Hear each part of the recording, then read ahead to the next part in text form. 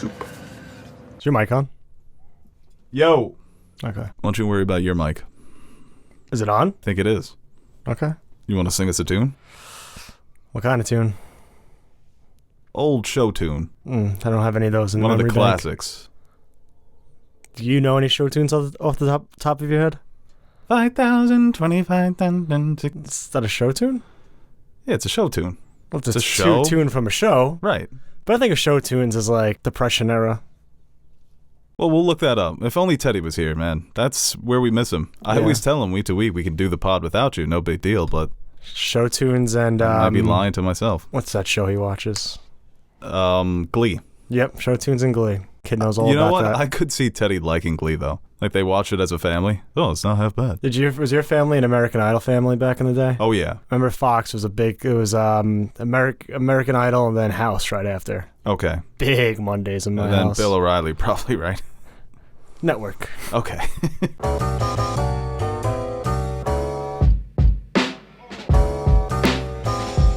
Hello, everybody, and welcome back to another episode of the Nerd Soup Podcast. I am Bo Oliver, joined here today with Aaron the Nerd Soup Monkey, and we are back to talk about the world of Hollywood. We got some big trailers over the weekend, and from last week, House of the Trailer. Kind of. That's our podcast today. It's House of the Trailer. House of the Dragon, Black Panther 2, and we also got some leaked trailers, but we didn't watch any of those. Did you watch any of those? No, right? No, I didn't. I just listened. Yeah. No, I didn't really seek them out. Like, I saw what people were saying about them, like, and what happened in the trailer, but I'll wait for the HD version to come on my iPhone. I'm old school like that. Yeah, listen to the podcast on Apple Podcasts, Spotify, Google Podcasts, Amazon Music, and YouTube. And follow us on social media at Nerd Soup, Bo Soup, Nerd Soup Monkey. Yeah, and that's really it. How's life? How's it going? Got a few little cracks over there? What do you mean? Cracked your neck, crack your back. You ready to go? No. Yeah, no, what? Huh? I don't know. I'm just tired. Not like I want to take a nap, just tired, you know? You ever feel tired? No, honestly, no. Not Really? these days. I've kind of left that all behind. Everything just repeats. I just suppress it. Yeah. I'm like in a cycle. What do you mean? You just got back from Greece? I think that's what happened. Post-trip depression? It's like I broke my cycle by going to Greece. Now I'm just back in my cycle where every day just seems the same. Everything's just American. Mm-hmm. Freedom fries. Guns. This again? No, it's more just like me just sitting home and like playing PlayStation and being like, Oh, okay. So you're just depressed. You're back in your depression. That trip is like a back on my bullshit. nice antidepressant. No, but I think it's worse. There's a highlight. It's like, oh, that was fun, but now I'm back here and like, oh, I forgot how bad this sucked. Well, plan something, then you have something to look forward to. Yeah. That's what I do. I don't know. What's next? House of the Dragon. That's pretty dope. Nashville? That seems to be where everyone goes. I'm not a 20-year-old white woman. That's a good transition. Yeah, House of the Dragon. Look at that. We got 20-year-old white women? No, you're talking about House of the Dragon. Yeah. We're going back and forth here. It's a little tennis match. We got this trailer last week, and then Call Comic-Con. me Roger Federer for nothing. Okay, great. You're more of a Nadal, I think. Who's the guy who only wins on clay? I think that's Nadal. Yeah. Yeah. I like that. He beats Federer on clay. I would rather... I wish I knew tennis. It's a pretentious sport, and I feel like that would really add to my whole pretentious vibe. Do you have a pretentious vibe? I've been told. Yeah. From you. No, I don't And think... others. I don't think so. Loved ones. Family. I guess it depends what circle you're in. Sometimes it works to my benefit. Like over the weekend, I'd never seen Twilight Zone. I know people are going to freak out in the comments. And one of my friends was trying to get me to watch it. And she goes, it's black and white. I don't know if you can handle that, though. And my sister was like, this guy can handle anything. And then, I felt good. I fucking hate that, man. Every time I'm out with, like, my friends and someone brings up a movie, they all just look at me. It's like, I get it because you guys don't watch anything, but it's like, I don't know everything. I don't watch everything. Or they'll be like, if it's like a thing with subtitles, like, oh, look at this guy over here. It's like, it's not that, I don't know. Like, my, immediate friends who we go out, who I would just, go out with on a weekend. Right. He's being a dick to me. I don't like him. That tracks for you, too. He just doesn't call me. Then he'll send me a Snapchat of him out. I'm like, oh, okay. You guys are like Ray and Kylo. You're like a Long Island dyad. I don't know. Yeah, whatever. Similar birthdays, right? Same birthday month? No. Same It was your astrological birthday. sign? Happy birthday. That was nice. Oh, thank you. I remembered. Yeah, many people remembered. Really? Yeah. That's nice. I haven't done well hiding it. I always try to hide it, but then when it gets close, I'm like, oh, people are gonna forget. So I'd be like, oh, what do you guys want to do next weekend? It's my birthday. So House of the Dragon, I mean, pretty sick, huh? Yeah, well done. No, this was a good trailer. Like I said, we got the extended trailer from Comic-Con. So a few more scenes, a few more lines of dialogue. But overall, this was a really good look, like I said, into the series. The thing that stood out the most to me, obviously the budget. So they have this Season 8 budget going into the first season. So the world, even going to Game of Thrones Season 1, the world was so convincingly real. This world is obviously just as convincing. The colors really stand out. You're seeing a bit more detail in some of the sigils and the clothes that they're wearing, and also the details on the dragons. That's something that was always a criticism for me, always a gripe about the original series, was that those three dragons, Drogon, Viserion, and Rhaegal, they all looked the same. And the way they were shaded, it was sometimes hard to tell them apart, who was supposed to be green and who's red and who's yellow. But now they have a bit more visual distinction to them. Yeah. And I think that these characters, the dragons specifically, will have even more personality because there's going to be so many of them. I think the people were looking closer, frame by frame breakdowns, and I think they spotted 4 different ones in this trailer. The big one would be Vhagar, who goes back to Aegon the Conqueror. Originally, the Dragon Rider was Visenya, so she's the big mama here. Or, I guess they're gender neutral, so Big Mama Daddy. Big Papa Mama. Big Papa Mama. Ooh, I like that. Yeah, that works.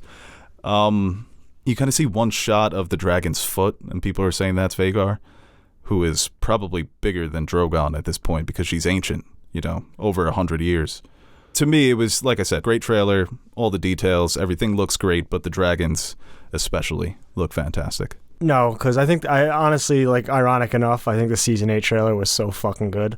I love that Season 8 trailer. But I think it could be one of the better Song of Ice and Fire related trailers that we've gotten. Well, it's Game of Thrones in this, so it's not that expanded yet. But I thought this trailer... Well, for all the seasons. Yeah. You go back and you watch that Season 1 trailer, it's pretty terrible. Yeah.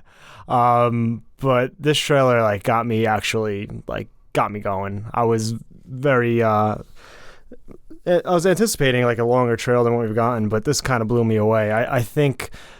just the look, like you said, the feel of it, the dragons. I don't think this world has looked better. Comparing it to Season 8, obviously that was the highest budget they received. But when you get down to what we got to see, obviously a lot of the budget was put into the big fight sequences and things of that nature.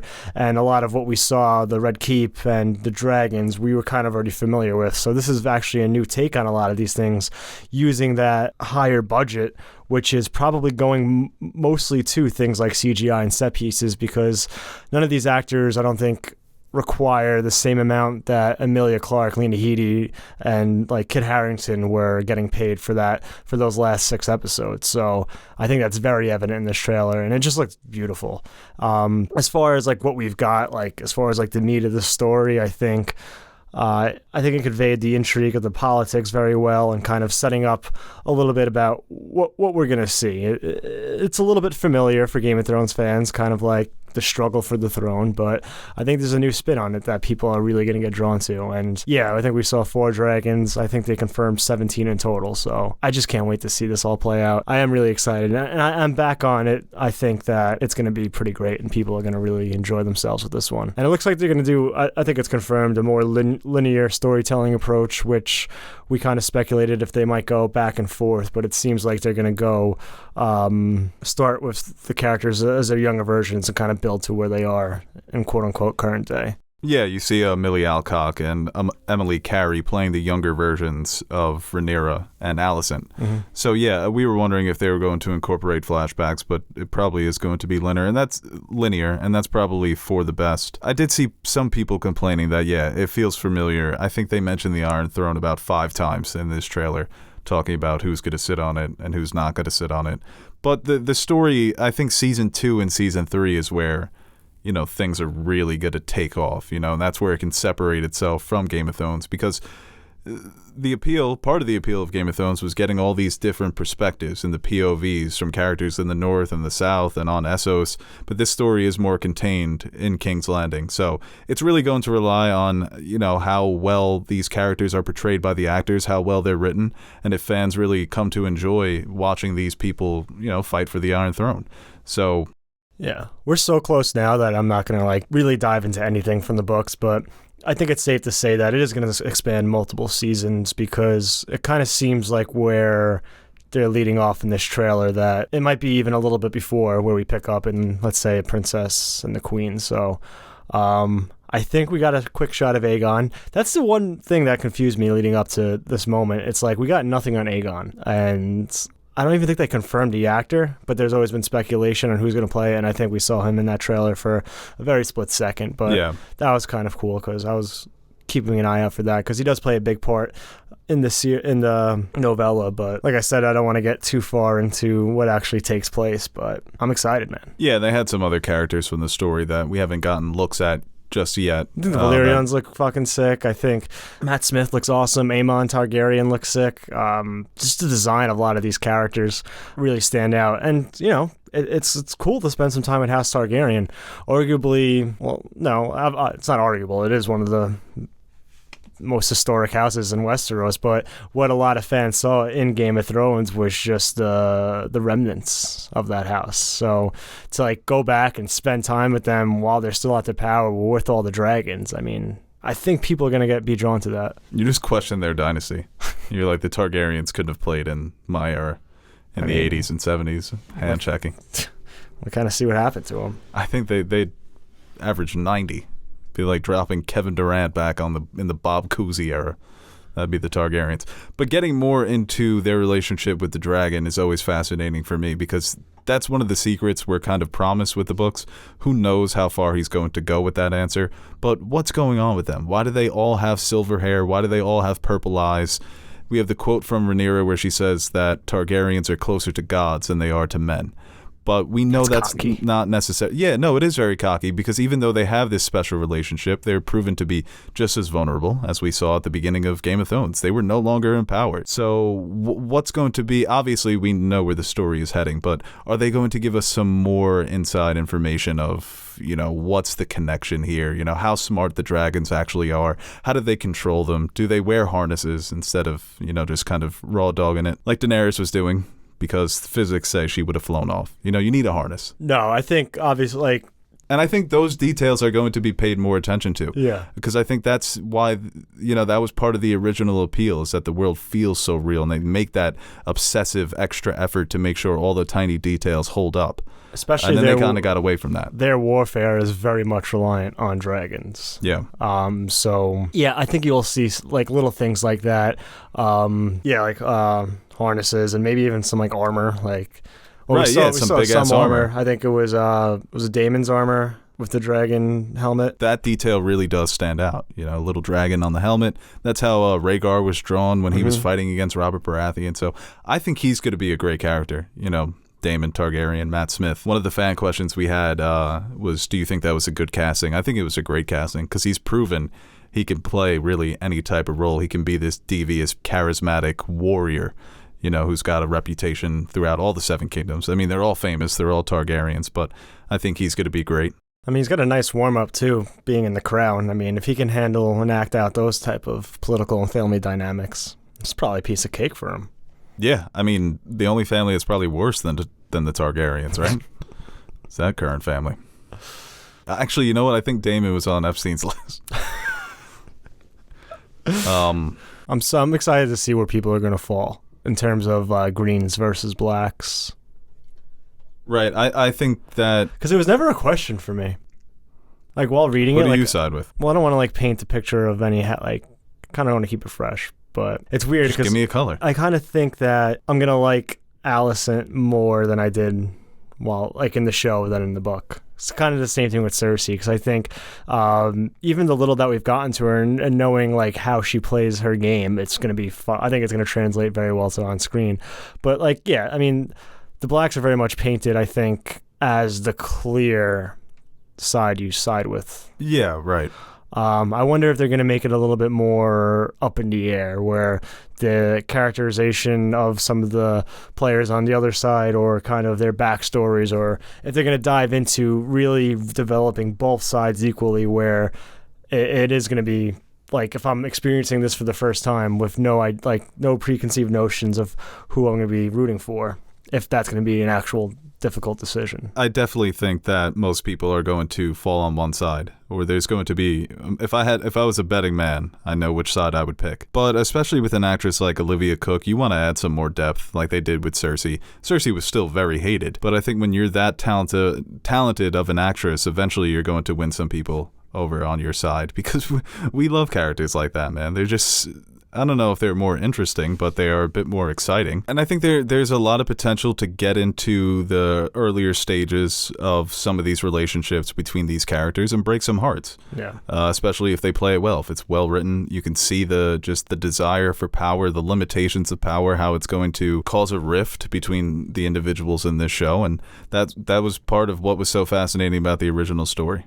Yeah, and I'm not too familiar with like their previous work, but like I think Emma Darcy, Olivia Cooke, like if they can play their characters and in a convincing fashion, that's going to go such a long way for the series. So yeah, and even Eve Best as Rhaenys looked great. Mm-hmm. Rhaenys Valerian, her husband Lord Corlys Valerian, we see him in battle. I imagine we're going to see him in some sea battles as well, because he's got the reputation as the sea snake. And we see a few of their kids, some other Targaryens that I'm really interested to see some of these scenes of Targaryens forming a bond with their dragon, if they kind of get into that, how the dragons transfer over, how you win that trust, sort of like an Avatar situation, got to lock the hair with the tail, possibly. I don't know the specifics, only George does. And it's cool to see, George he said he wasn't going to make any cameos until The Winds of Winter comes out. Oh, thanks, George. Wow, it's really nice of you. We didn't actually talk about that, did we? The big update? Oh, no, we definitely did. No, we talked about his involvement in the show, but then he did, I think, after our last podcast, he dropped a pretty big update on Winds of Winter, which is still not, no release date, but whatever. But the fact that he's so involved, he's going to be a producer in this show. So I'm going to come out and say I won't do any cameos either until Winds of Winter. Yep. Cool. I think Paddy Considine has a chance to just kind of show off his acting chops here. Mm-hmm. It's going to be a pretty popular show whenever it's on HBO. And I think that it's going to premiere to a big number, just because it's not going to be the same as Game of Thrones, those later seasons, but it's going to be big. People are going to be interested. And he's a very interesting character. He's obviously juggling a lot, just based on the trailer, being forced to choose between family members. Mm-hmm.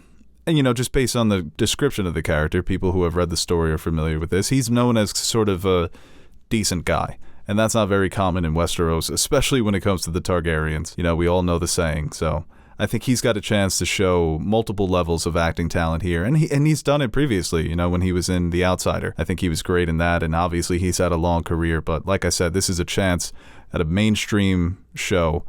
So I'm excited to see his performance as Viserys. Really, they did such a good job casting people who are already established. Right. Like Iphans as Otto Hightower. I think Matt Smith obviously is the one that pops out the most. He looks good in the wig. It's a big test for me. Do you look good in that Targaryen wig? Yeah, I'll give it to him. He's just, I know he listens to the show, so. Yeah, no, it's just like he's Matt Smith. I think his character in The Last Night in Soho convinced me that he's. I'm not too familiar with, obviously, the Doctor Who stuff. Yeah. So I haven't seen him as a hero.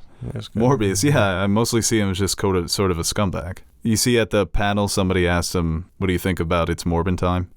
And he didn't know. Apparently he was kind of upset. Well, that's a stupid fucking question. Yeah. It's not funny anymore. Although I did. That was you in the crowd asking. I did have a funny idea for a Morbius meme like last week. I wasn't even thinking about it. Whenever you dismiss a meme, you've always got one in the back of your head. But I had one, and I'm like, it was way too late, and it probably was done. But like, it just hit me. I'm like, oh, that would have been pretty funny a month ago. What was it? You ever see the video, the meme of Danny DeVito from Always Sunny? He has the guns. He's like, anyway, I started blasting. Seen it. Yeah, they could put that as Morbius. Like, anyway, I just started morbing. I thought that, if that was a month ago, you'd have shit your pants right now. I'm trying to get into who I was last month. You were really into Yeah. Don't even know You're me. big into Morbius memes. You tried tea for a little, but you went back to coffee. I remember that phase last month. You were big into grass-fed meats last month. Do you have me confused with, like, I'm some sort of celebrity documenting my life? Yeah. All right, you know what? Let's move on here. That is the House of the Dragon trailer reaction. Didn't want to do, like, the frame-by-frame breakdowns because we're so close to the first episode, so let people enjoy it. Of course, we will be reviewing that premiere. And we've got a little preview video coming out in the next couple of weeks, hoping to get that out about a week before, 2 weeks before the premiere episode. So can't wait for the show. But I think the Lord of the Rings show is going to be better. I'm going to go on record. I don't think so. The latest trailer was good. It was good. Good trailer. I think that I'm going with the old switcheroo. The trailers haven't been as strong as House of the Dragon. House of the Dragon trailers have been really good. So I'm going against the grain here. I'm going to take the Rings of Power. I want to do a video where it's like... It's not a competition, but I'm making it 10 things you one. missed in the House of the Dragon trailer. And just point out like very little things in the background. Yeah. Oh, I bet you missed that sword that's on that wall. That would be funny. It's not... I don't know what its significance, but you probably missed it. Mm-hmm. Technically, I get it. Not clickbait. It's a little satire. Yeah. A little parody. I'm funny like that. Emergency Awesome's a good friend of mine, so just take it a little easy. I like Charlie. Wow, you know his first name? Jesus. Well, he always says. Better relationship. Every video he starts, he says, "Hi, it's Charlie." Well, we're friends. I don't watch his stuff. Just, I don't want to bite anything. I actually haven't watched him in a while, but I used to. Because he used to do like the top 10 things you missed or whatever, and I'd be like, oh, I don't want to miss anything. Yeah, I miss that. Holy shit. Well, I don't miss much, so. Shout out to Chuck. All right, let's move on here to the MCU releases their schedules for phases 5 and 6. That could be hot, man. That's a Netflix series waiting to happen. E stands for emergency. I was not anticipating getting this much information. So they said they were going to save everything for D23. Can't believe these motherfuckers. So, I mean, just going off of the schedule, so we have Ant-Man and the Wasp, Quantumania. Apparently there was a trailer for that featured Jonathan Majors dropping some sick lines of dialogue on Ant-Man, talking about, you're an Avenger, I'm a conqueror. So... That's coming out February 17th next year. Guardians of the Galaxy Volume 3 has been confirmed for May 5th, 2023. That is currently in production. They also showed a trailer for that. James Gunn said that they're not going to release it to the public because there's some VFX shots that he's not totally satisfied with yet, but we've got an official release date. The Marvels, July 28th, 2023. It's going to be a movie where we make the comments private when we do our review, if we're still doing this by then. Who knows? Maybe the internet will have been unplugged. Hopefully. After the success of Ms. Marvel, I guess some people are looking forward to that more now, even though it wasn't hugely popular, but it was critically acclaimed. Before we get your opinion, I know you're gearing up. Blade has been confirmed for November 3rd, 2023. That's the movie to me that's going to bring the sexy back to the MCU. Captain America New World Order has been confirmed for May 3rd, 2024. I think Sam Wilson is going to be Captain America. I don't know. People seem to be arguing back and forth on whether or not he's Captain America, and there's like a whole show about him becoming Captain America.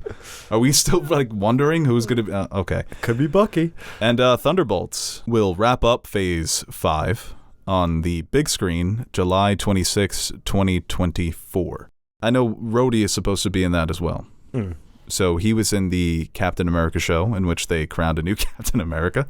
He was there in the beginning. He kind of gives him that push. So, yeah, I mean, Thunderbolts could be an interesting one. But that wraps up for Phase 5 on the big screen. And then they've got shows, What If, Secret Invasion, Echo, Loki, Ironheart, Agatha, Coven of Chaos. And the big one was Daredevil Born Again, which is going to be an 18-parter. Old school, man. That's like fucking 24. But 18. No set release dates for that, only years, so everything by 2024.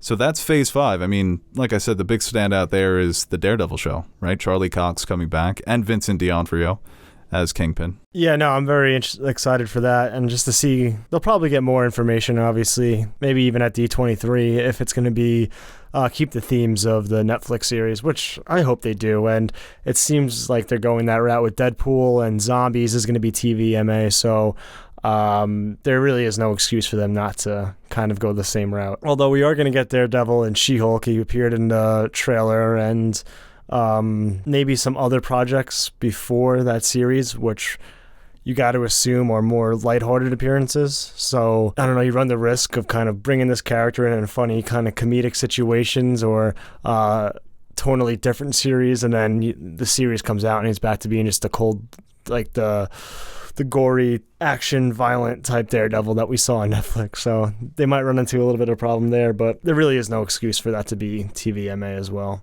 Especially if you're going to do it for fucking Marvel Zombies, which I think a lot of the TV stuff I'm kind of out on. I think Secret Invasion will be good, but like Echo, Agatha, What If, doesn't really move the needle for me. No, the Phase 5 TV slate doesn't really pop off of the screen when you look at it. I think Ironheart, because she's a character that's going to appear in Black Panther 2. Ironheart could be good. That could be a good one, but I think they jumped the gun a bit with the Agatha show. She was a fun supporting character, and the song was also funny. You're on the Agatha the Broom. I'm more on the Catherine Hahn side of things. I'm happy for her that she's getting this bag. Mm-hmm. But I think a lot of their shows have been, is this necessary? We will see. If it's good, it's good. If it's not. Daredevil Born Again, based on the Frank Miller comic, which they took elements of that comic for the Netflix series as well. So I'm not so concerned about the continuity. I can headcanon it. Comics do this shit all the time. Yeah. When it is the same continuity and there's so many contradictions or plot holes things that just don't add up. And I don't even think they'll do that. I think they'll establish, like they did with Hawkeye, Kingpin's been running things.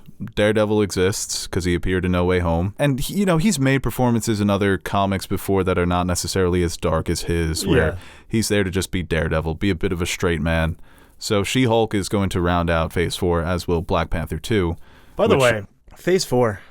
We were talking about it, how has the most runtime of any other phase combined, like all the other phases combined. For it to end for Wakanda Forever is a little surprising. Not because that's not a big movie to cap it off, because I think, by the way, that trailer was fucking incredible. But I think this was a very highly anticipated movie. But in terms of what happened since the beginning of Phase 4 and where it is at the end of Wakanda Forever, I feel like the progression has not been there at all. Again, I think Wakanda Forever is going to come out, and it's just going to be another step to the side in terms of overall story progression. And who might introduce something new that pushes forward. Obviously, they're going to introduce a new Black Panther and all that. But in terms of, and on its own, in a vacuum, I'm sure it's going to be a great movie. But universally, okay, you establish some things with the multiverse, but very base level. It's not just weird to not have a Avengers movie or some big thing propelling the universe forward. It's a lot of setup for, I think, Phase 5. Right. Yeah, it is. It kind of feels like Phase 2. I don't know. It's hard to remember. I mean, they struggled after the first Avengers, and Phase 1, not everyone loves those movies. And yeah, I guess more of a direction definitely could have helped Phase 4. I think the biggest problem is that just some of these projects have been underwhelming, and they feel rushed. You don't necessarily need a direction, but like I said on the Thor review, doesn't that give you more of a license to have more creative... just to be more creative, take some more chances, make these stories a bit more ambitious thematically, not necessarily narratively, where you can explore some things that you normally wouldn't be able to because you have to set up the next movie, you have to set up the Avengers movies. But I think Black Widow, a lot of the biggest things that have happened in each movie have been little set up for the and obviously they've done this in the past where they set up for the future, but in terms of scratching the surface, that's pretty much all they did. Oh, we'll introduce the multiverse. Oh, we'll introduce this can happen. Oh, we'll introduce Celestials. Oh, we're going to introduce this. And nothing's really moved forward in a linear fashion, it seems like. Yeah. If they deliver on Phase 6, doesn't matter, right? Yeah. I mean, after that announcement, because those are the 3 films that they did confirm. So Fantastic Four, November 8th, 2024. And the big ones were Avengers, the Kang Dynasty, confirmed for May 2nd, 2025. And also the same year, Avengers Secret Wars, November 7th, 2025. Right off the bat, people are wondering if Secret Wars is going to be pushed back. I think it will be. I think that this is just to build the hype. 2 Avengers movies in 1 year. They're obviously going to be they're so close together. The stories are going to be close together. I think it will be pushed back. But Secret Wars, if they're going based on the comics, and I don't know much about Secret Wars, but what I do know is that it's big and that it involves the multiverse. And now they're calling phases 4, 5, and 6 the multiverse saga, whereas 1 through 3 was the Infinity Saga. So if they deliver on that, I mean, Phase 4 is going to become something people look back on more fondly. That always happens. It's like, oh, they were a bit listless. There wasn't a clear direction, but hey, Shang-Chi's fun. And No Way Home, man, that was awesome. And look, now they're in Secret Wars. And it kind of pisses me off, though, that, but it's because this is how it's set up, that we're looking at it like this, where realistically, you should just be like, oh, well, let's look at each individual project. But like you said, a lot of the individual projects were a bit underwhelming. But that's what's so frustrating about Phase 4 for me, is that you could have done anything with Black Widow, but it was kind of just standard Marvel formula stuff. It's the same thing with some of these shows, They drop the ball, especially with a show like Hawkeye, where it's... I don't know, man. You could have just made that so different. That could have resembled more of the Netflix shows, where it is a street-level, gritty story. Getting a spinoff. Which character? Echo. Right. To me, that's another example of... And that's Phase 5, but... Echo's getting the spinoff? Okay. I hope it's good. But the track record is that they do these spinoffs for characters that they think were popular in these first shows, and they don't put as much effort in some of these spinoffs. I think the I Am Groot series is going to be a banger, though. Yeah, we don't have a date for that, right? No, I think it's coming out in August. Oh, wow, that is? So that's Phase 4? I guess so. I think it's a little aside. It's 5 shorts, but... Well, going back to the Avengers movies, this feels closer than expected. Only 3 years. I think the Kang Dynasty has a way better chance, obviously, of coming out in 2025 than Secret Wars does. But once you put an Avengers movie back in theaters, you're going to make so much fucking money, man. Dude, especially after... if you want to look at it from, in 10 years when I look back on these, I think, one of the things, oh, yeah, it kind of sucks, though. We never got Captain America, Steve Rogers, Iron Man, Tony Stark with the Fantastic Four and the X-Men, and the way they kind of staggered it was, but it's kind of cool, how it all came together, whatever. And they've made sense of it. They did the best of what they could do. But thinking in the terms of that could actually be a huge benefit for them. Because everyone's saying, oh, superheroed out, Marvel fatigue, yada, yada, yada. That shit's going to go away real fast when Fantastic Four and X-Men start coming back.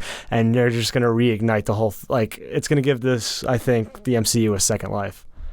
Right, and I think MCU, they were forced to play this long game because they didn't have the rights for some of these characters. Like you said, Wolverine and Spider-Man, if they would have owned those characters, would have been in the first Avengers movie, and it would have taken away from Spider-Man appearing in Civil War. Wow, it's the first time, and then he's going to be in an Avengers movie. And like you said, now you're bringing in characters like Fantastic Four and the X-Men who are so recognizable. And what you can do with Secret Wars is, because there was this new report that any established X-Men characters, if they appear in these Disney movies, have to be played by those Fox actors until 2025. So if you want to include Wolverine in Secret Wars, it's got to be Hugh Jackman. And he said he's done after Logan, but when you back up that money truck and say, hey, this is going to be the biggest movie of all time, we're going to shatter what we did with Endgame, come on over. Maybe a Magneto or some bit characters here and there.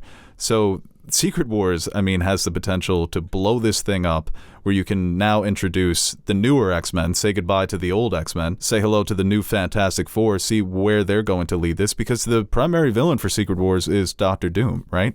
So if you're going to end Phase 6 with that guy, you need to bring him in and start building him up like you built up Thanos. Or maybe he stays around past Phase 6 and he eventually leads into Galactus. So I think, people's minds can still be blown and be, people will still anticipate what's going to be Phase 7 and Phase 8, Phase 9. It's only going to get better from here. They still have a lot of potential with what they're working with. I'm very interested with Ant-Man, because I think a lot's going to happen in that movie. Obviously, with Kang being such a big part, and we saw a variant of Kang in Loki, and kind of just what all that means and what that character represents.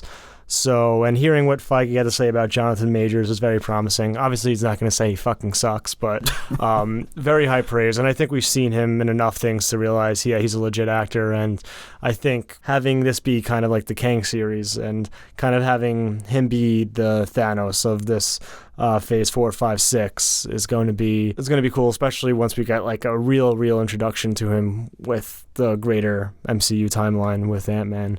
Other than that, Guardians, obviously, it's probably one of my favorite franchises within the MCU, so definitely excited about that. But yeah, I think for the most part, like, I'm sure I'm going to enjoy Phase 5 a lot, and like you said, Blade I'm definitely interested to see how they're going to approach that, but I mean, right now, like, it's so, like, far away, but Phase 6 got me the most hype. Yeah. And the Black Panther trailer, by the way, if we want to talk about that for a little, I thought was pretty fantastic. One of the best trailers they've ever done. I think possibly the best trailer since Age of Ultron. Mm-hmm. And the big talk was how are they going to address Chadwick Boseman's passing. And they have the tributes for T'Challa. I don't think it's going to take place within the snap because Shuri's there. Maybe those scenes with Shuri is the beginning of the movie. And then that's interesting. Yeah, I didn't really think about that. Infinity War happens, and when she's making the argument to, I guess she's talking to the other leaders of Wakanda that, what more do you want from me? My whole family's gone. But Shuri is still alive.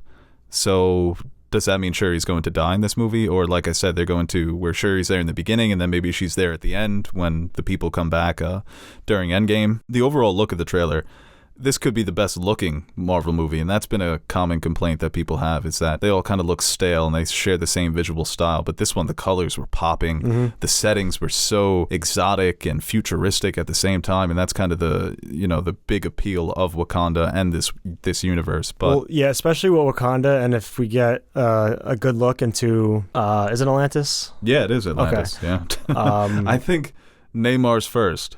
I think he may be first. What do you mean? And I think he came out before Aquaman. Okay. But, like, come on. I love getting into these debates. But, like, if we, with Wakanda, with Atlantis, this could be, like, the most visually immersive MCU films that we've seen. Because I think Wakanda, every time we've seen it, it looks really, really great. And what they can potentially do with Atlantis, I think, could make it, like, truly beautiful in that regard.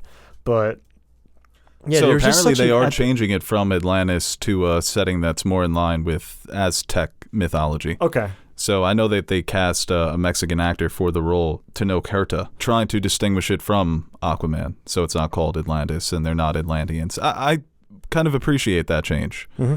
And I think Mayan mythology, Native American mythology, it's sort of untapped in our modern mythos when it comes to superheroes, because they do it all the time with the ancient gods, like the Norse gods and the Greek gods, but we forget about some of these old American civilizations, So right. You're getting the representation there. Some of the memes about the Wakandans, seeing those people for the first time, the blue people, like, what the fuck is going on? Who the fuck are they? And obviously their beef goes back to the comics as well. You have these two powerful nations that are obviously, very mystical, and they have these superpowered individuals leading them. So I can't wait to get a better look at all that stuff. And I think that, the characters who were coming back looked great. And Baku, that one shot of him jumping, into battle. So there's just an epicness to this trailer. The musical cues when they switched up and kind of so good. Mashed in Kendrick Lamar was fucking sick. We gonna be all right. But yeah, I didn't actually think about that taking place within the snap, because, like, that would make sense to have Chadwick Boseman's T'Challa, like, a memorial, because he is gone. But, like, I do think it's going to take place after. I wonder how they're going to approach it in terms of how T'Challa passed in the movies, and kind of what that means going forward. Because, like, let's just say hypothetically Shuri, which I think is probably gonna be the most. It's gonna be the case that she takes up the mantle as Black Panther. When she eats the fruit and goes into the ancestral realm, like, that's another thing. Like, you would assume that T'Challa would have to be there, but obviously Chadwick Boseman can't be. So things like that, I wonder how they're going to tie it all together. But yeah, it just sucks going back to, like, we talked about a few podcasts ago, just not having T'Challa in this movie. But right, we can't judge that just yet, because if they handle it in a way where T'Challa is dead in the movies and somebody else takes up the Black Panther mantle, and it's a great movie and we all love the new Black Panther, then it's a success. But I do think T'Challa's got so much history from the comics. There's so many things that people want to see him do, so many villains that they want to see him face, especially if he was going to be one of these central figures moving forward. I think the best way to honor what Chadwick Boseman did with the character would be to recast him and continue that legacy on. And he talked about this as well. And obviously it's impossible to ask him, but he talked about that the character should mean more than just the actor. You know, it should become something that people look at, and it's just not about me. It is about the character, and that anyone could fit these shoes. And it's similar to Spider-Man. Anyone could wear the mask. It could be anyone under there. So I think that would be the best way to honor his character. And I think that's something that he would have wanted. I made the same argument when it came to Princess Leia. That movie obviously has a bunch of problems. I think one of the minor problems is she really doesn't have anything to do in that movie because they had to use all this old footage and stitch it together, so it's just a farewell. I don't know if I want to say farewell to T'Challa, but I still have to wait to see how this movie is going to definitely come out. And we obviously do have a look at Black Panther. So, I don't know. What's your theory? I think it's going to be Shuri. You think it's going to be Shuri? I think that's a good way to... that's kind of the best choice there. I wouldn't even hate if it was Lupita Nyong'o's character, because she's such a star, that woman, and I love her. So her as the next Black Panther. Yeah. Yeah. Interesting. It's not going to be... I don't think it's going to be M'Baku. No, I don't think it will be M'Baku. It's not going to be Daniel Kaluuya's character because he's not in the movie because of scheduling conflicts. I don't think it will be Martin Freeman. No, it won't be Martin Freeman. Not tall enough. Killmonger. That's the one that people... Yeah. There's a possibility that maybe this is an alternate universe. That could be a way to fit in with the whole multiversal saga theme shit that they're doing. That this is another look at another Black Panther universe. And that's what I think when they said they're ending it on this. I thought maybe there would be a bigger world connection. I kind of like that. You know, I kind of want it to be contained, especially because I feel like the first Black Panther was pretty much contained, and I think it's such a crazy world and like a beautiful environment and vast history that it can be very much contained without it not feeling with it not feeling out of place. But I think it's Shuri. There were definitely elements of the Marvel formula in that first movie, but it did feel like its own little world in terms of the approach to the politics. You know, they let the serious moments be dramatic instead of undercutting them with jokes. There was humor at times, and I think the third act kind of fell into the CGI clusterfuck battle trap that Marvel movies often fall into. But for the most part, it was its own little thing. And it was like a little fantasy world similar to Game of Thrones or even Lord of the Rings, more so than just the overarching Marvel Cinematic Universe. And I think that this movie looks even more serious and more dramatic than the previous one. It looks kind of epic and gritty. Yeah. Do you think, what role is Riri Williams going to have here? Yeah, I mean, you have to think that she maybe won't be in the suit, but she's learning some stuff, you know, getting to use some of this Wakandan what's technology. Her connection, like, I don't know. Is she, did they make her Wakandan? I'm not sure. Okay. Yeah, maybe it has to do with Wakanda's outreach. Maybe she won a grant or something like that. A genius grant. And now her and Shuri are best friends. So because I feel like her and Shuri would have a great dynamic. Right. And that's a character who's getting her own show as well. So that's why I think that we'll see her here and she'll make an appearance and then we'll recognize her when she has her own show. But maybe she does have the suit, you know, already built. That would be cool to see, right? Yeah, potential for a new Iron Man. And people are always going to be hesitant when, you know, someone is introduced as the new version of a character who's so established. But there are differences and they're making sure that people know that. I think it's weird. Not weird, but like, I feel like it would be better if they had like some relationship prior. I think so, yeah. Well, people were even saying that instead of Miss Marvel, it should have been Riri Williams to get that first show, because the whole premise of Miss Marvel is that Captain Marvel's her favorite.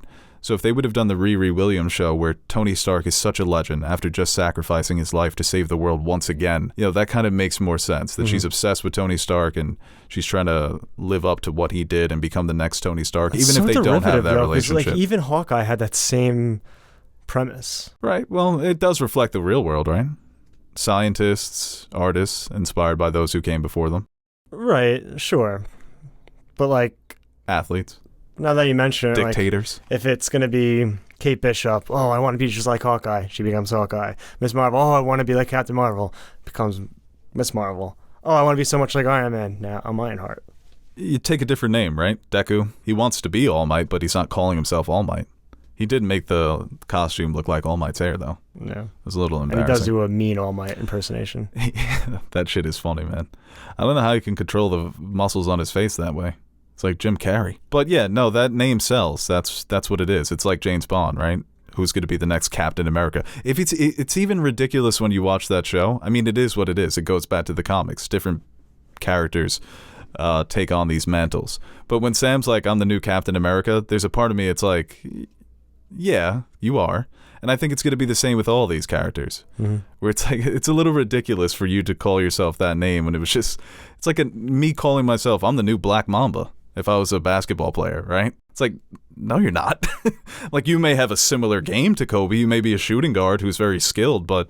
Taking shots at Jason Tatum, huh? No, that's why it's weird. Nah, but I'm sure for Ironheart they might get...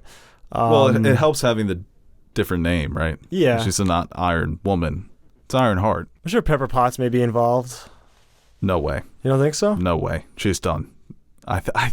She's been done so many times, and they managed to rope her back in. But there's no... If you tell her that it's going to be... The kid? Yeah. Tony Stark's kid? What if she's so pissed off that this random girl is taking up Daddy's mantle? Whoa, what the... No, I think that's why it won't matter, because Pepper Potts, Gwyneth Paltrow's done. If you tell her there's another movie she needs to appear in without Robert Downey Jr., she's not going to show up. I can't be the only super famous person in this movie. There's got to be someone else. Tell me Brad Pitt's in it. She didn't even know she was in Spider-Man. She's great. I think that's all bullshit. No, I truly believe it. How many of those candles do you got? I love me some goop. Oh, man. All right, well, yeah, big stories to talk about here, some big release dates. And I'm sure these dates are going to change. We still need some writers and directors for some of these projects, especially the Avengers movies. Well, they got the director, right? I think the Shang-Chi director for Is that confirmed? Wow, that did just drop. Holy Dustin shit. Daniel Cretton. You know who I was going to suggest? Dustin Daniel Cretton. Justin Lin, who just got fired from Fast 10. I thought he would have been, because he's done, obviously, the Fast movies, he's done Star Trek, and people would argue he did the two best out of the modern iterations of those franchises. I don't love Shang-Chi, but you know what? These Avengers movies, there's so many people involved, and I think what he's going to bring to it is that sort of action choreography that I love. It was similar to Winter Soldier. Winter Soldier kind of set the MCU on fire when it came to close quarter combat and shit like that. And Joss Whedon was like, yeah, you know what? That's going to carry over into my Avengers movie. So if he's going to carry over the fighting from Shang-Chi into an Avengers movie, I'm on board for that. I think that's a good guy to get. Yeah. I didn't imagine that it would be a big name because they kind of always go with unknowns. You got to assume if they're that close together and they're going to play like a two-parter like Infinity War and Endgame, that he would probably get both gigs, He's probably doing both. Yeah. Yeah. I don't know. Maybe it's going to be a situation where they're shot so close together, and they need two directors because they did have the Russo brothers doing the Infinity War and Endgame back to back, and I think that does help. Mm-hmm. Maybe too big of a task for one director to undertake, but we'll see. But yeah, that's a big drop. Maybe we should have opened with that when it came to this story. Yeah. Well, you got to assume it's be well under production, probably even definitely filming by the time Kang comes out. Yeah. Oh, yeah. No, it will be in post-production by then because you only have 7 months, right? Unless they make changes. Wrapping it up, yeah. Which they always do. All right, well, before we get to the next topic, I want to give a quick shout out to our sponsor for this episode, and that would be Storyblocks. Right now, you can click the link in our description box below, and this is a good opportunity for anyone who's interested in content creation, whether you're making videos on YouTube or if you're making videos for your small business. Storyblocks is dedicated to making it easier for independent creators to bring their stories to life without sacrificing the quality of your video due to time, budget, or resources. This is what makes Storyblocks so great. With one of their affordable subscriptions, you will receive unlimited downloads for all of the content in the Storyblocks library. They have stuff like templates for softwares like After Effects, or things that you can use in all the major Adobe products, stock images, graphic designs, background footage. They also have royalty-free music, so you can give your video some cinematic flair, or if you want something to serve as background music while you're narrating. The options in their library feel like they're unlimited. They have a very easy search bar that you can just type in specific specifically what you're looking for, and they give you dozens and dozens of options. And the Storyblocks library is royalty free, so all of the things that you download when you're a member of Storyblocks are yours to use as many times as you like. So consider signing up to Storyblocks with one of their affordable subscriptions by clicking the link in our description box below. Why are you laughing? Got about DC. Oh, did DC announce stuff? There's a Black Adam trailer. We got Shazam. The Batman 2 is going to be in 5 years, huh? Yeah. I'll tell you what, I didn't watch the Shazam trailer. It was good. It was fun. I didn't watch the new Black Adam trailer either. No Henry Cavill. That was fucking... I don't know where that rumor started, but people buying into it and then ultimately it just being nothing was kind of sad because like I kind of want to see it back, but that was pretty funny. I'm excited for Rachel Zegler in the Shazam movie. See what type of character she ends up playing. It's always interesting when like somebody's star drastically increases in between two projects. Oh, this is a good example, but I just forgot it. It just slipped my mind. Happened with Tessa Thompson. Yes. Yeah, that's actually a really good one. Definitely for Westworld. The fact that they have her on deck like that and she's like surpassed everybody in all No, her she's the co-stars. most famous probably member of the cast now. Yeah. So It's old Anthony Hopkins. Who knows? Maybe they brought him back. I haven't watched. Me neither. Yeah, I mean, DC, man, I'm excited for Black Adam. I want to see how that turns out. I've heard good things from people who've seen it on the internets. People seen the movie? People who are in the industry, you know, like, writers, directors, or whatever job they have in Hollywood. I've seen an early cut of Black Adam, and it's cool. That's all it really needs to be, right? If it comes out and everyone's just like, oh, it's really cool. Did you see somebody retweet that video of The Rock arguing why Black Adam was stronger than Superman? No. It's me trying to win a debate in 3rd grade. It's like, well, Superman's weakness is magic, and Black Adam has magic. I mean, that's a fucking hell of an argument. Foolproof argument there. All right, yeah, we're moving on to U.S. weekend box office. So number 1 was Nope. We predicted that it would come out on top. 3rd movie in Jordan Peele's career, and the 3rd movie to debut at number 1 with $44.3 million. Number 2 was Thor: Love and Thunder with $22 million. Number 3 was Minions: The Rise of Gru, still going strong with $18 million. Number 4 was Where the Crawdads Sing with $10 million, and Top Gun: Maverick came in at number 5 with another $10 million.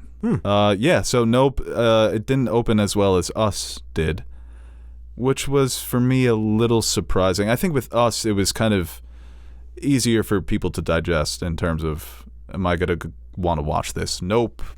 A lot of the appeal is the mystery. Sometimes I guess that doesn't sell as well, but No, Us we was both saw definitely- Nope and we liked it. Yeah, Us was definitely like We get a this. more horror trailer. Yes. Oh yeah, without a doubt. And horror movies typically do very well if they hit if there's a lot of intrigue going into it. But this is, I mean, it was against Oh, yeah, a Nope was $68 million budget. Really good. Yeah, it was really good. We'll talk So about this it. is definitely a good weekend. Yeah. Probably talk about that on the next podcast. That's not as filled with Feige. Yeah, Feige just Feige'd all over this podcast. Yeah. Totally made us forget about DC. We're that meme of the guy walking with the 2 girls.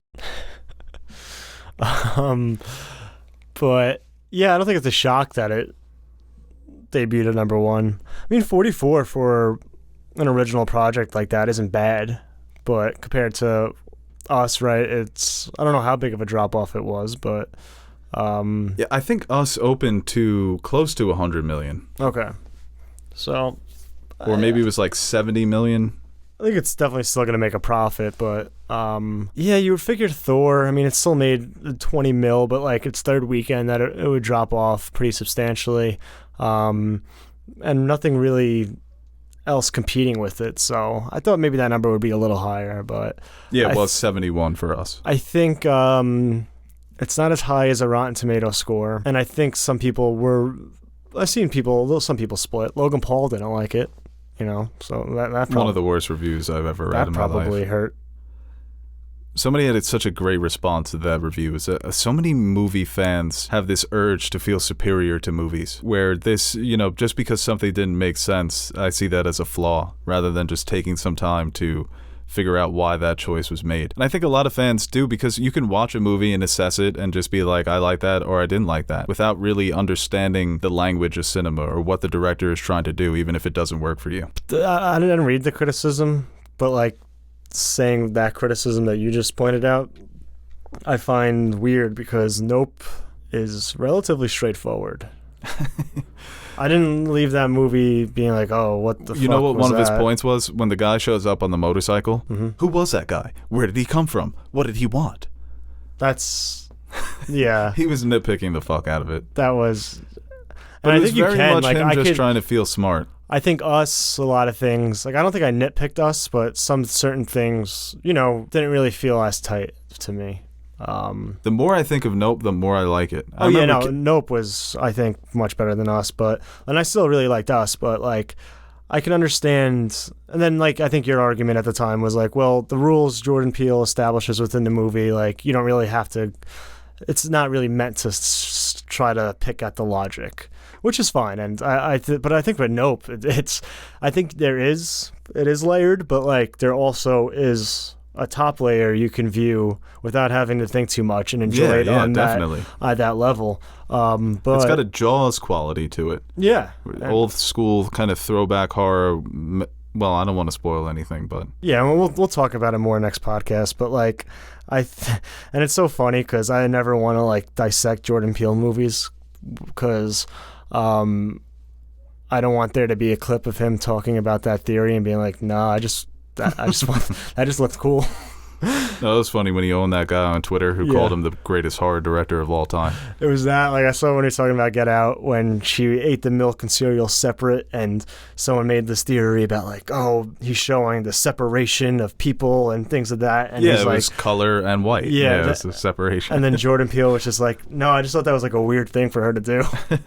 Or like the guy playing the ukulele, somebody made a theory about like, he's playing a jig from this guy or whatever, and like that's to represent the jig is up, and he's like, it's like I literally gave him and said play anything. I remember that one. Yeah.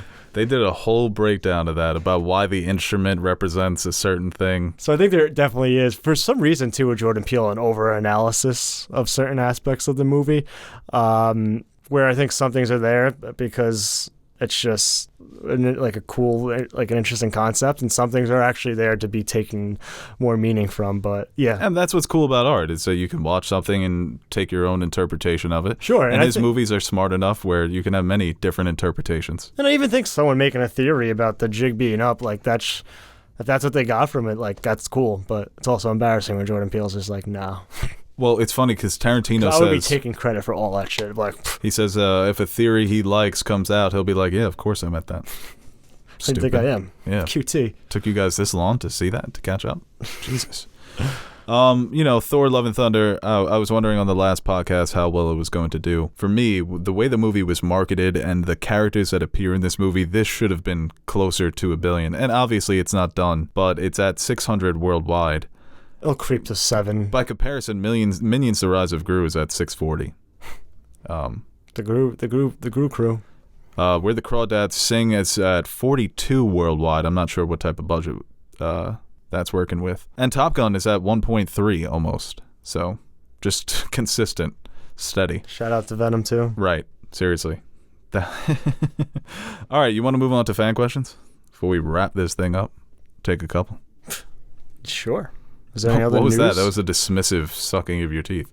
Kind of like, what do you think? Something just got pushed back. Not ready for fan questions? I forgot what it was that got pushed back. Venom 3.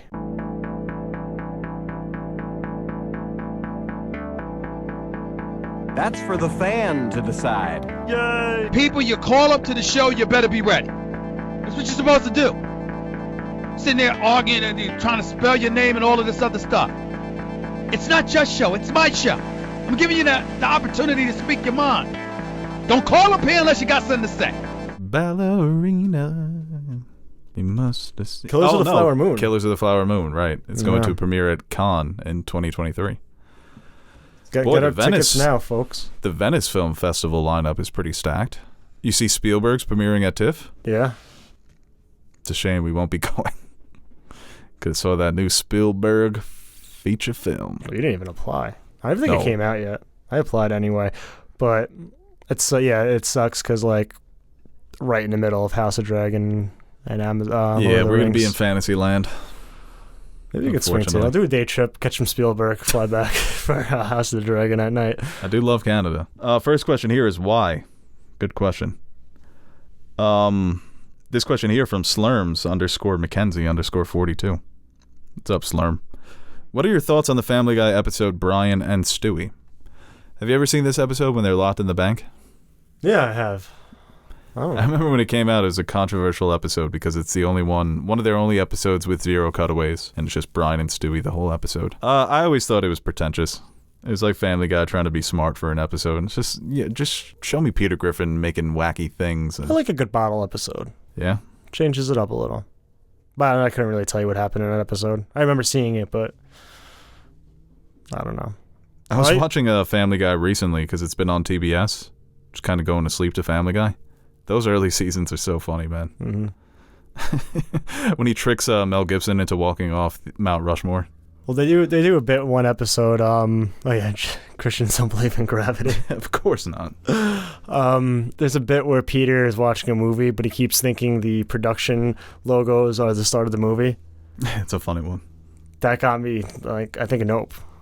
I think it was the monkey paw monkey intro. paw, yeah. It was like this little thing, and like the camera pan, and I'm like, interesting choice, Jordan. Well, Peele. Nope. I like when they do that with all the production companies, but the sound of the movie is the movie. Yeah. So all the things were happening on that set, which ended up being one of the creepier scenes of the movie. It's like the Oppenheimer teaser started to play. Jordan Peele, interesting. Everyone was going crazy about that teaser, by the way. Thought it was fine. I thought it was awesome. Fine.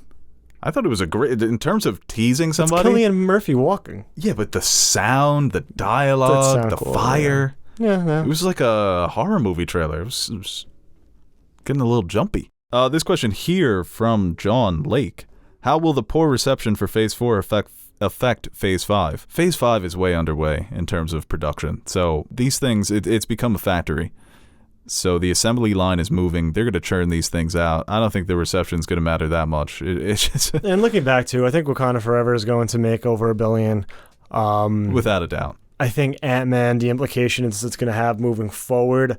I don't know if initially it's going to have a big number, but if word gets out, like, yeah, this is the start of it, I think it will have great word of mouth and kind of carry over. And even if it doesn't make a shit ton of money, just what happens in that movie, I think are going to get a lot of people back into it. So by the time mid-Phase 5 happens, I think we're really going to forget about a lot of our concerns. Or double down on, so you choose.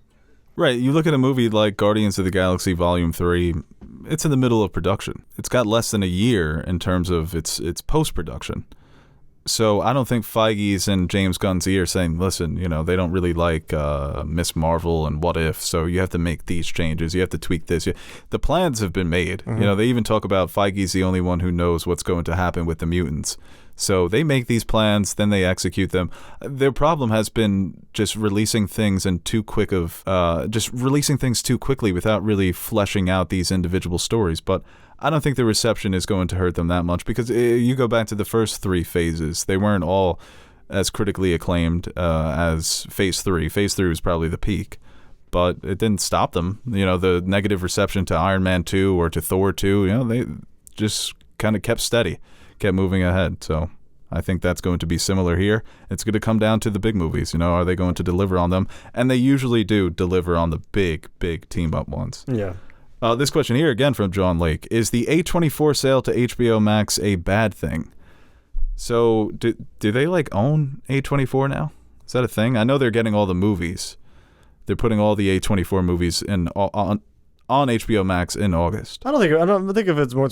I don't really read the details. I assume it's more of a partnership. Right. A lot of people speculated that Apple might have bought A24 a year back, but yeah, as of now, they're still owned by nobody. Yeah. So just themselves. And even if they were owned by HBO or Warner Brothers, I don't think that would be. I prefer HBO over. I mean, Apple's made some good stuff. I don't think it's a big deal. Like so many of these studios, or so many entities have these parent companies that you wouldn't even know about and are so different from them, not just in movies and film, but like soda, you know?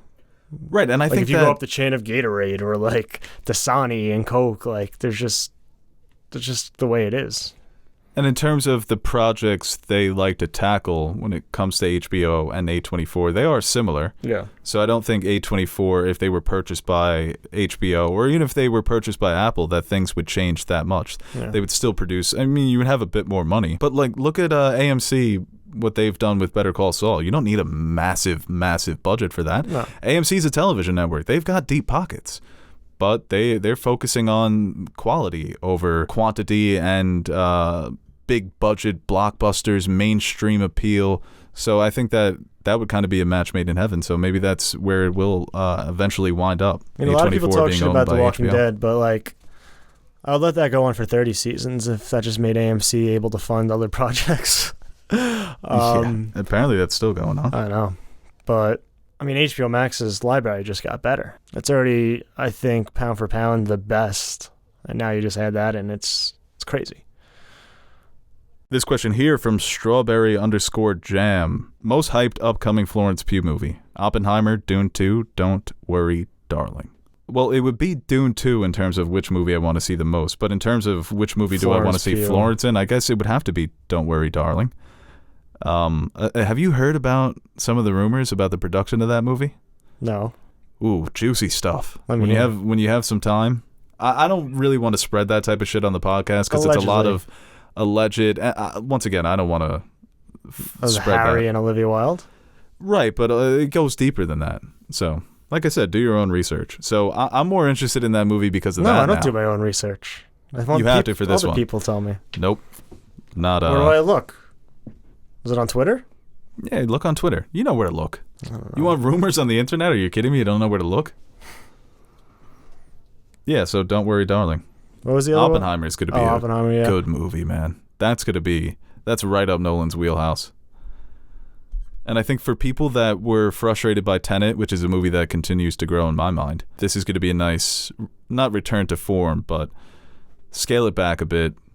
It's a historical story, so there's not going to be too much that you need to wrap your head around when it comes to the logic or any of the sci-fi elements. I think, yeah, like you said, Dune 2.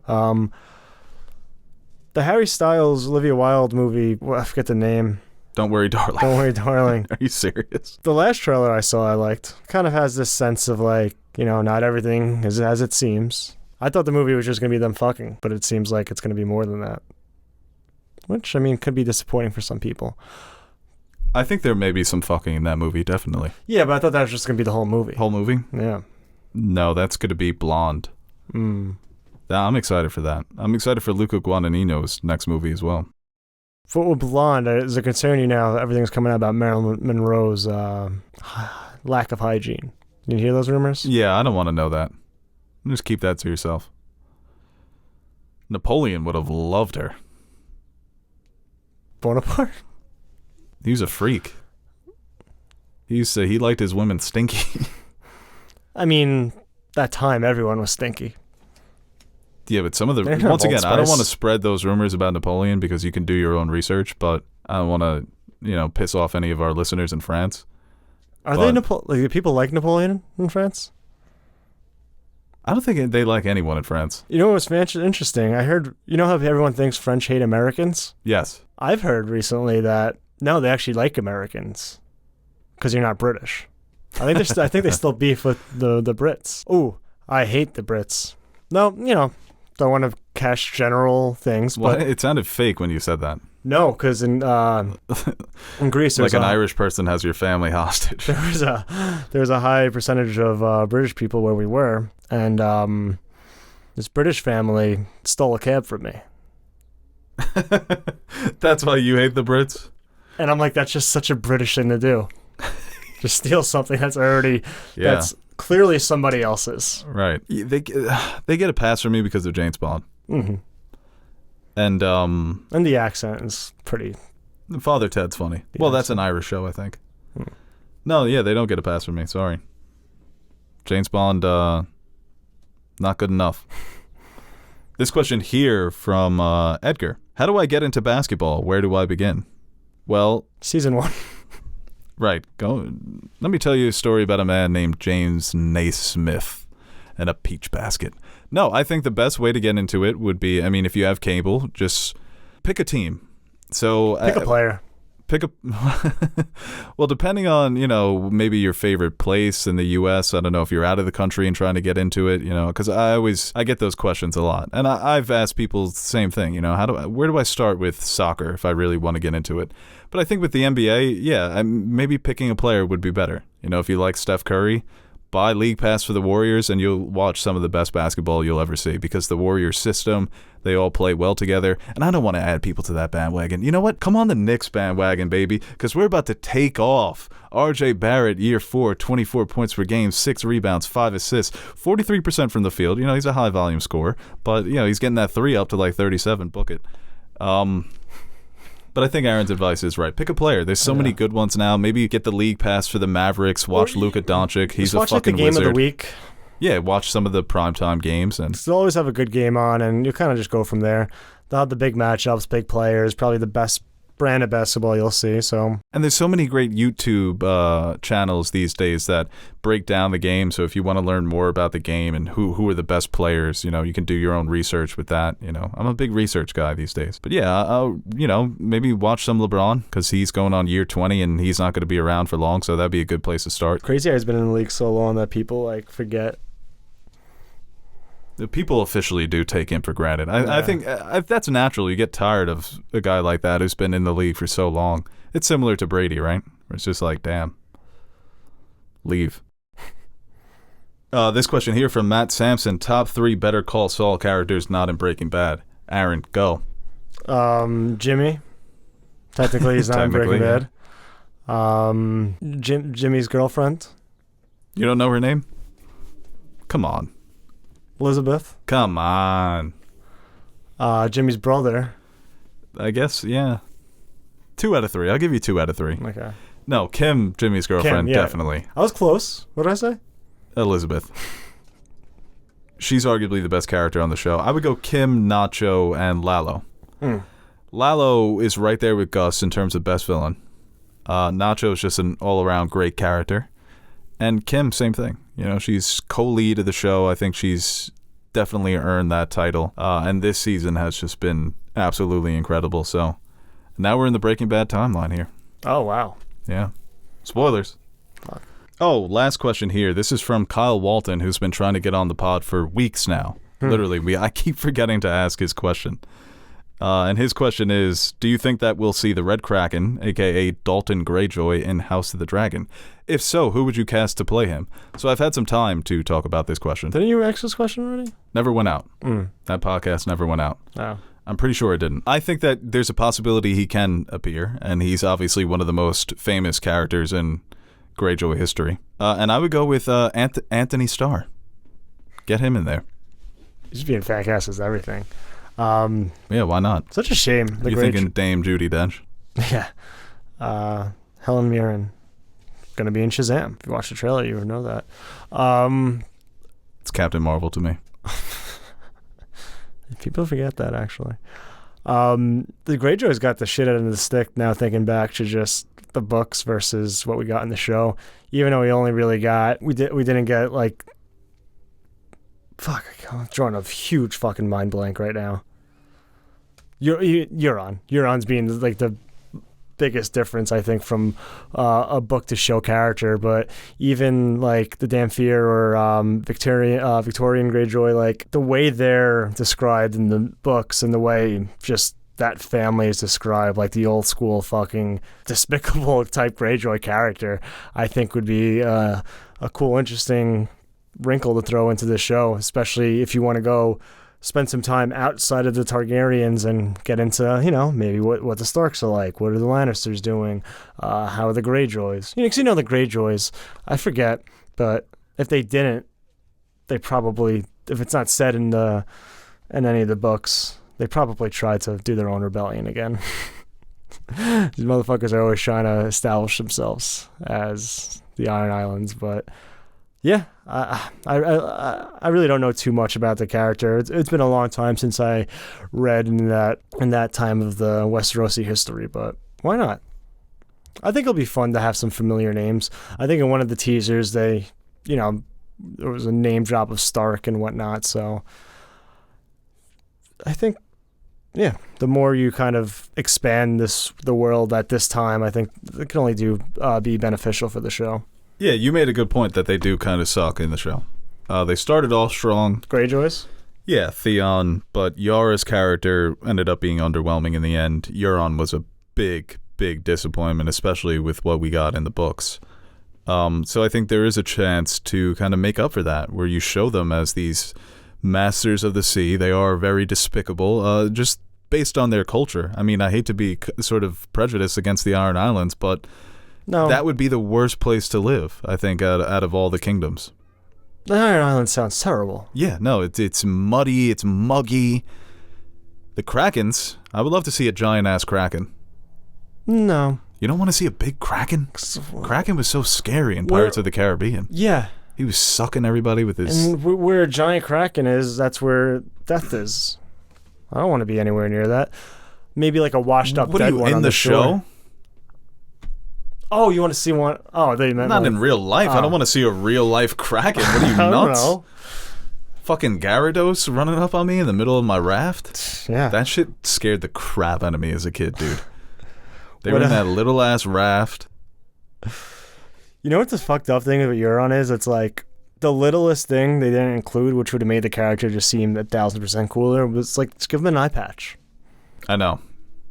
Eye patch always makes people look cooler. Always. Long hair, eye patch, couple scars, and you're like, this guy's done some shit. We really wanted that fucking horn to appear in season 8, man. Dude, like, I hate the Greyjoys, and like, even the King Smoot, when he whips that out, and like, just like some fan art of him, eye patch, all scarred up, holding the dragon horn. I'm like, that's pretty fucking sick. And he has the fucking warlocks with him. Well, now I'm sad. Yeah. It's a good, sad ending to this podcast, but yeah, hopefully we get some good Greyjoys. I know we're going to get some good Targaryens. That's a fact. All right, guys, thank you for listening to this week's podcast. Make sure you like it, share it, subscribe it, do all that good stuff, and follow us on social media. And we will be dropping, like we mentioned, our House of the Dragon preview over the next few weeks. Not exactly sure. We're still working on that, still cooking up that soup in the kitchen. But for Aaron, the Nerd Soup Monkey, I am Bo Oliver, signing off. Aaron, anything you want to say after I already signed off? Giving you the last word, buddy. No, don't put that pressure on me. Okay, well, see ya. Damn. We were making some good points in that video. Hey guys, Aaron the Nerd Soup Monkey here. Before we end this video, I want to give a quick shout out to our Patreon supporters. What can I say about you guys that I haven't already said about myself? You are the most important part of the channel and the main reason we keep going strong. Like Bo says, you keep the lights on in the fridge so the fridge is full.